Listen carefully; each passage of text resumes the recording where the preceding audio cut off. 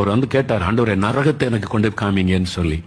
அப்ப ரொம்ப ஜெபிச்ச பிறகு ஒரு நாள் ஆண்டவர் சரி வா நான் கூட்டு போறேன்னு சொல்லி ஒரு நாள் ஆண்டவர் அவர் அழைச்சிட்டு போனாராம். அக்னி கடல், அப்படியே அக்னி கொந்தளிக்குது, அலைகள் வருதில்ல எங்க கரையில. கடலுக்கு உள்ள போன அமைதியா இருக்கும், பார்த்திருக்கீங்களா? கடலை உள்ள போன கரையில தான் அலை இருக்கும்.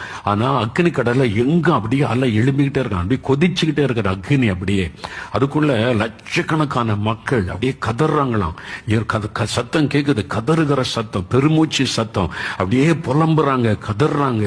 அப்படி சத்தம். ஏன்னா அந்த கடலுக்குள்ள போட்டுட்டா கால் நிக்க முடியாது, தர கிடையாது, அப்படியே மிதக்கணும். அந்த அலை அப்படியே உருட்டிக்கிட்டே இருக்கும். யோசித்து பாருங்க, ஒரு நிமிஷம் கூட இளைப்பாறுதல் இருக்க முடியாது. அப்படியே அக்னி கடல் கொதிச்சுக்கிட்டு இருக்கிறான். சில இடத்துல பாறை மாதிரி அப்படி இருக்கிறான். சிலர் வந்து அந்த பாறையிலேயாவது கொஞ்சம் இளைப்பாறலான்னு பிடிச்சா அந்த அக்னி, அந்த அலைகள் வந்து அப்படியே நாக்க மாதிரி சுருட்டி உள்ள இழுக்கிறதா.